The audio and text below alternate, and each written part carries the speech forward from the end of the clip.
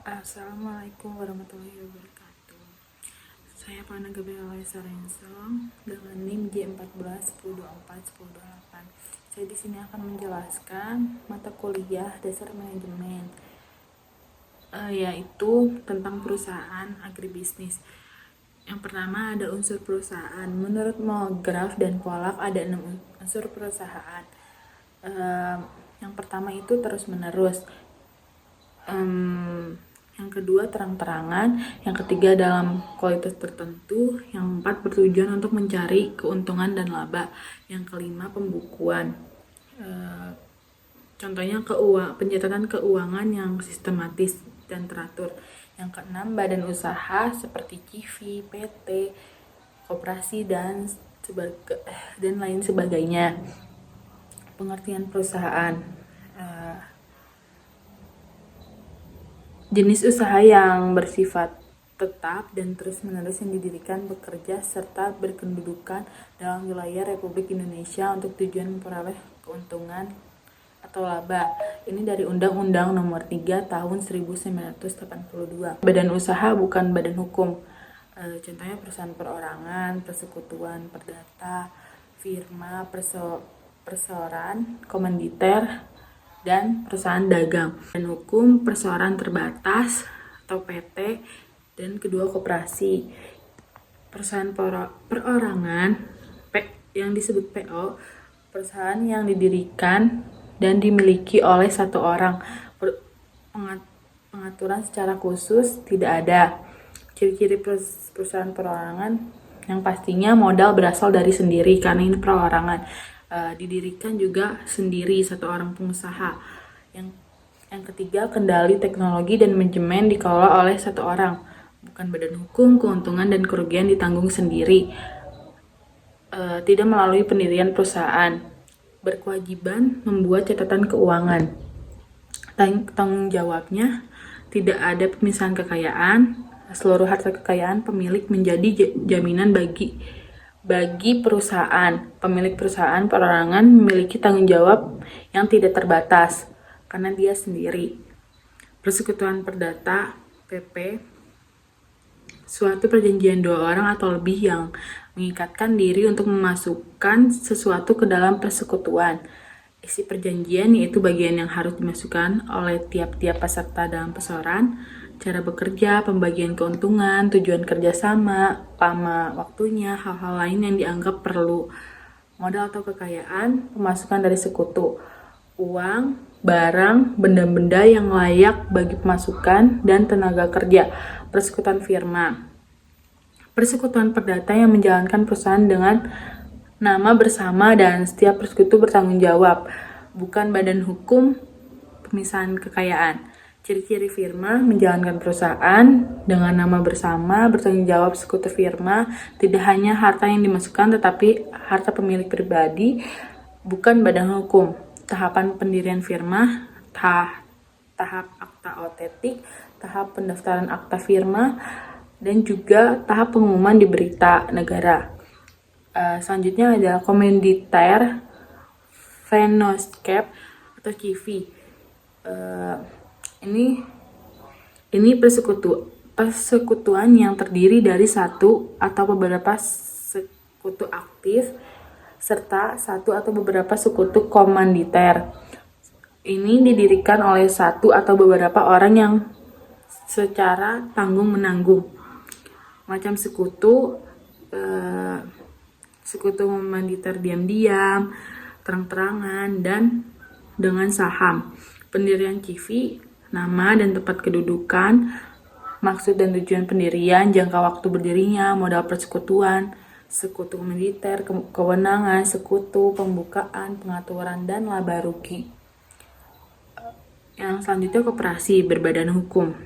Badan usaha yang beranggotaan orang-orang atau badan hukum koperasi dengan melandaskan kegiatannya berdasarkan prinsip koperasi. Jenis-jenis koperasi, bentuk hukum keanggotaan, koperasi primer, koperasi sekunder, fungsi dan kebutuhan, koperasi simpan pinjam, koperasi konsumen, koperasi produsen, dan koperasi jasa. Modal koperasi, modal sendiri. Ada simpanan pokok, simpanan wajib, dana cadangan, dan hibah.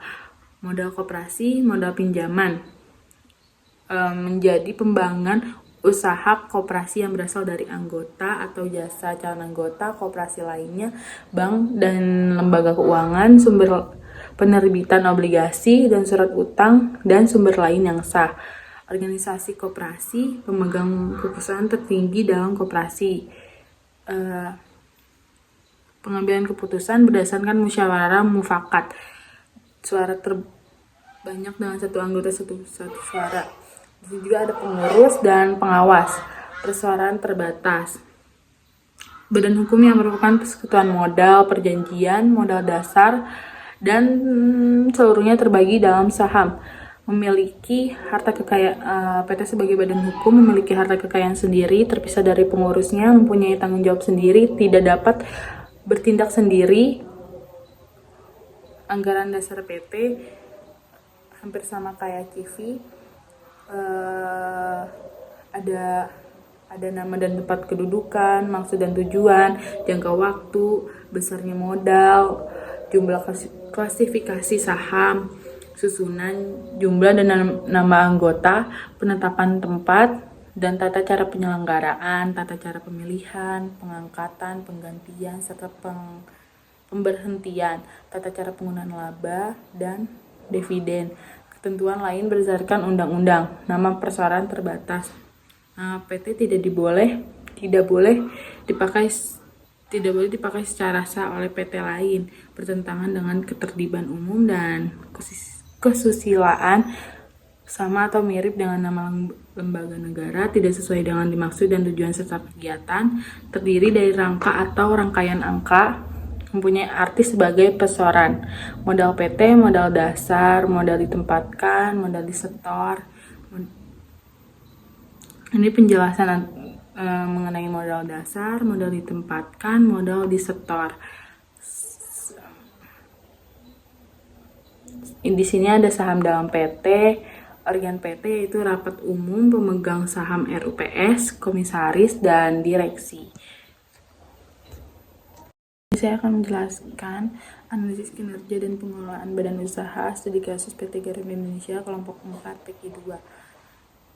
Di sini ada latar belakang mereka.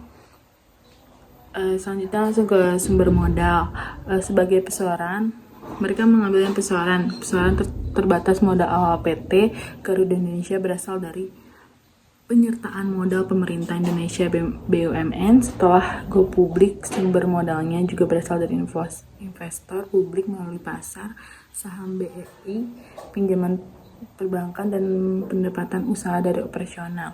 Kegiatan utama PT Garuda memiliki dua fokus utama, yaitu mengangkut penumpang dan kargo melalui jaringan penerbangan domestik dan internasional yang luas. Nah, di sini ada struktur pengelola SDM. Struktur organisasi PT Indonesia ini ada komisaris utama, komisaris independen, direktur utama, direktur keuangan dan manajemen risiko, direktur operasi, dan direktur teknik. Di sini ada penjelasan. Selanjutnya langsung ke standar dan metode mengukur prestasi kerja. Mereka mengambil yang pertama ada balance scorecard, BSC, management by objective, behaviorally accurate rating scale, BRS, 360 degree feedback, metode lain.